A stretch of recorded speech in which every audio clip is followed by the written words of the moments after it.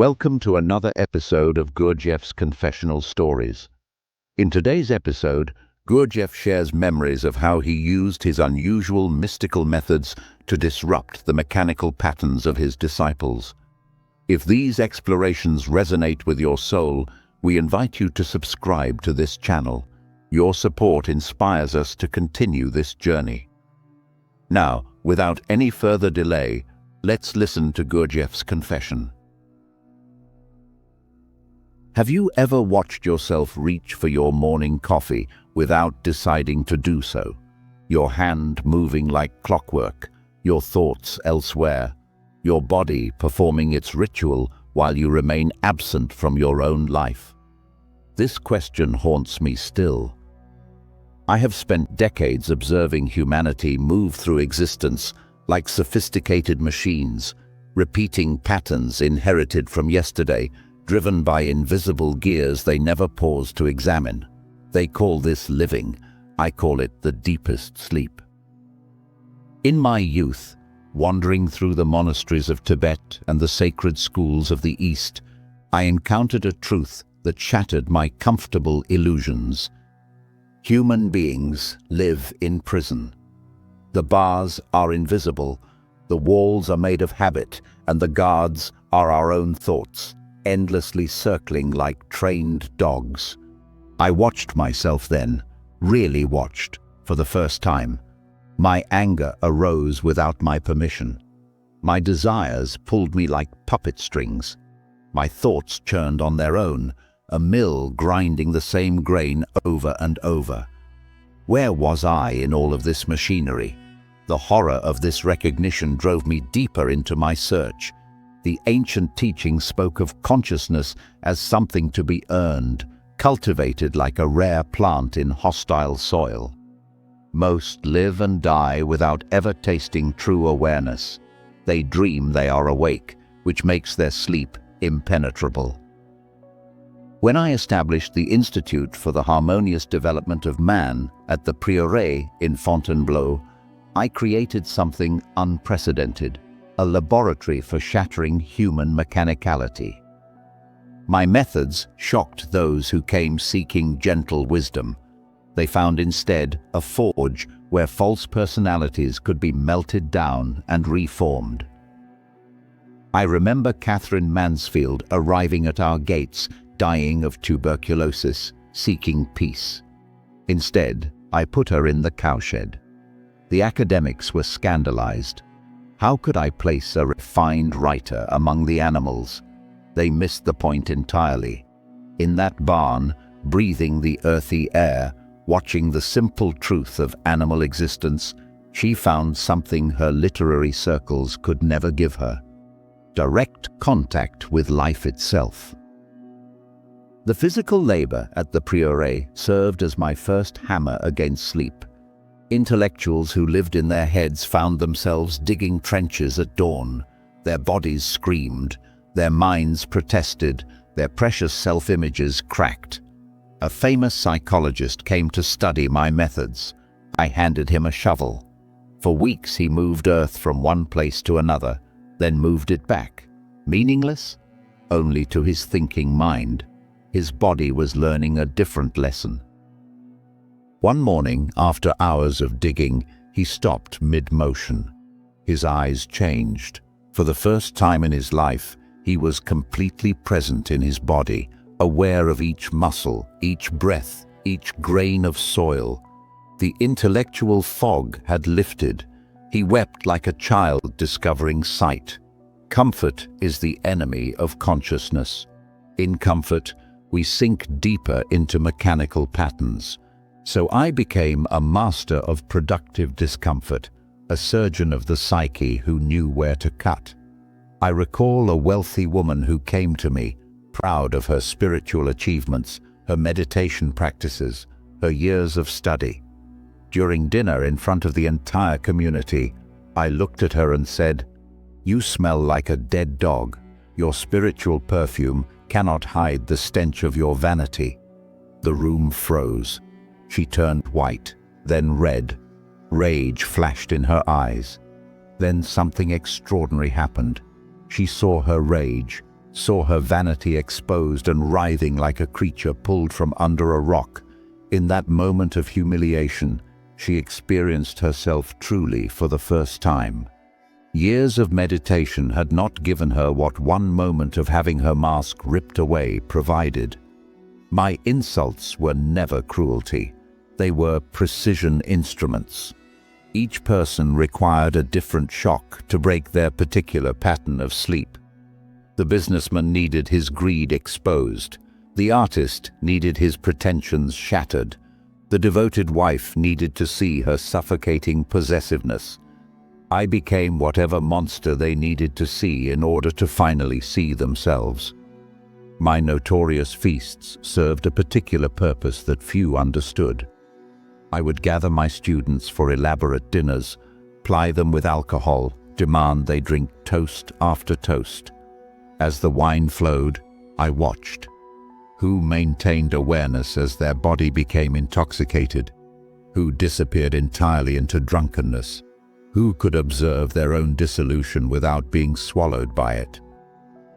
One evening, a proper English gentleman, a student for many months, drank according to my insistence. As the alcohol took effect, his careful manner dissolved. He began boasting, lying, revealing petty jealousies he had hidden. The next morning, remembering his behavior, he was mortified. "Now," I told him, "you have met who you really are beneath your gentleman mask. This is your starting point, not your polished surface." Some called me a charlatan for these methods. They wanted a spiritual teacher who would confirm their highness, not reveal their lowness. I gave them mirrors, not compliments.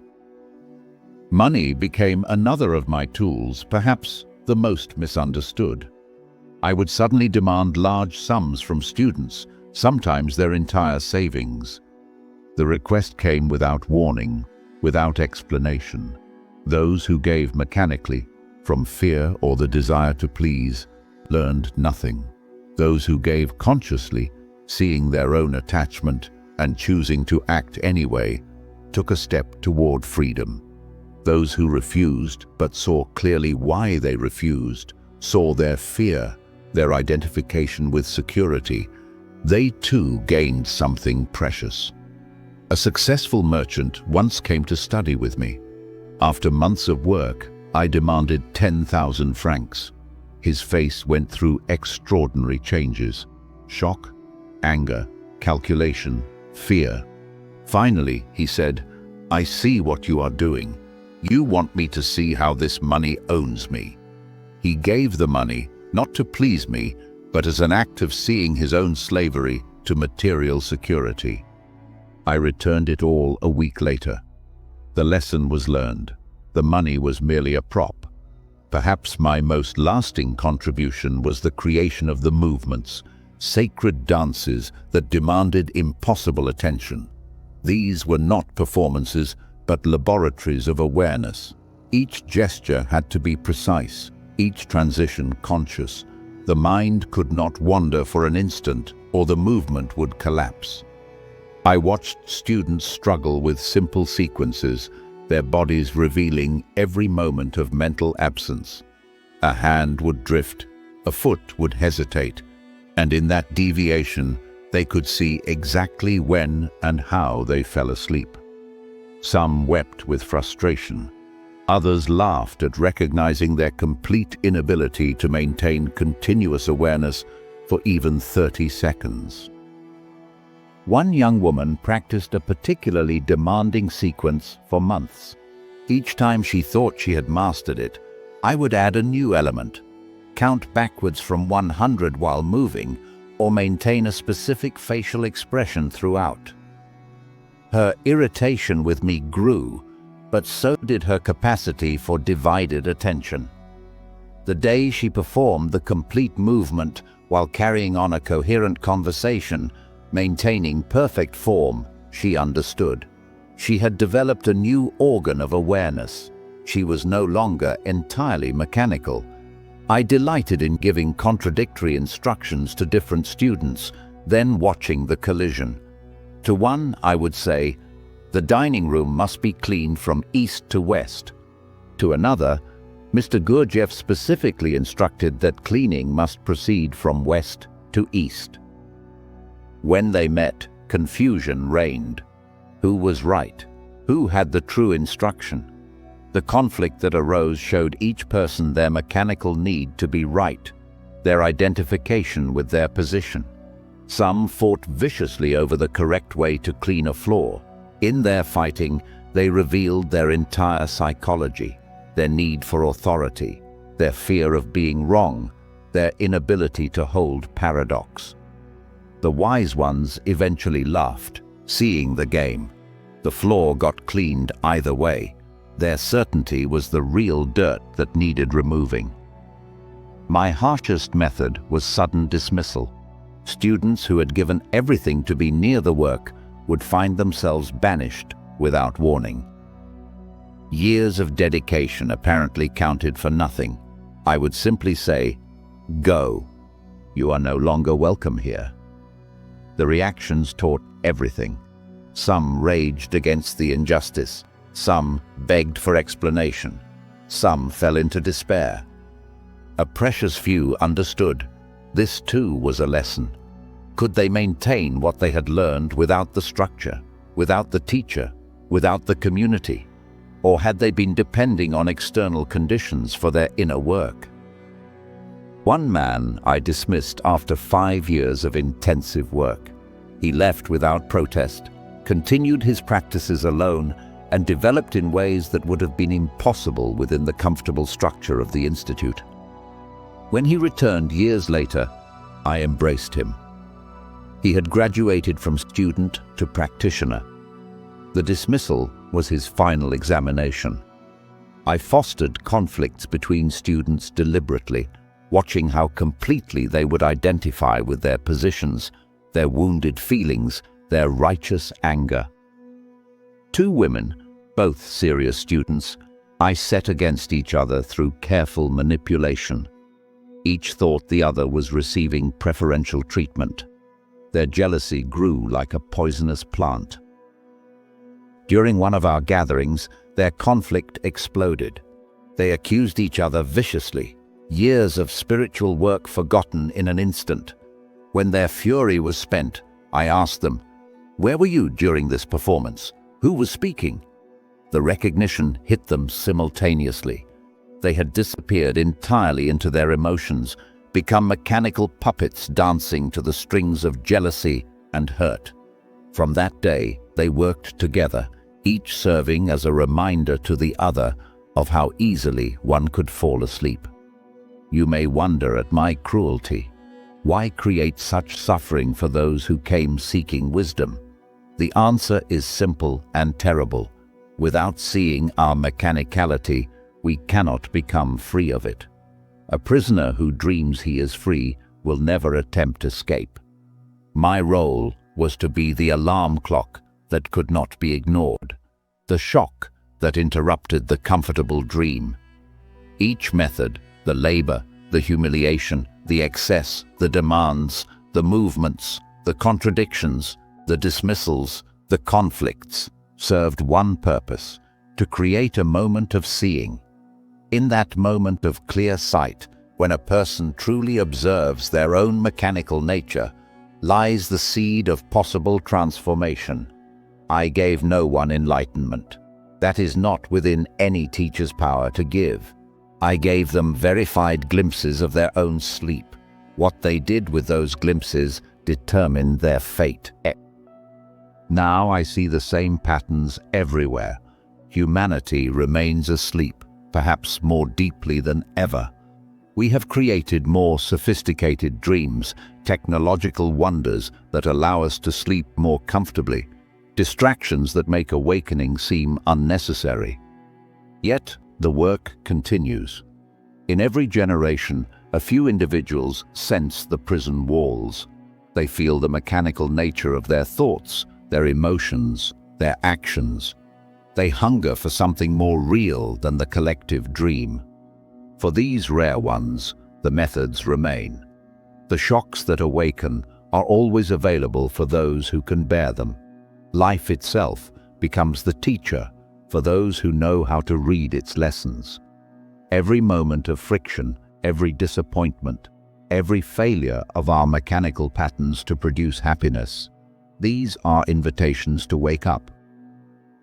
The question I posed at the beginning returns: have you watched yourself reach for your morning coffee without deciding to do so? This simple observation contains the entire teaching. In the moment you truly see your mechanical action, you are no longer completely mechanical. You have introduced a new element, the observer. This observer is your possibility, your potential escape from the prison of unconscious patterns. Most will listen to these words and return to sleep immediately. The mind will file this away as interesting philosophy, while the mechanical life continues unchanged. But perhaps one or two will be disturbed enough to begin watching, to start the terrible and wonderful work of seeing themselves as they actually are. For those few, I have not lived in vain. The alarm has sounded. Whether you choose to wake or roll over and continue dreaming, that freedom, at least, remains yours. The coffee still waits on your table tomorrow morning. Will you reach for it mechanically, or will you watch? In that simple choice lies the difference between sleep and the possibility of awakening.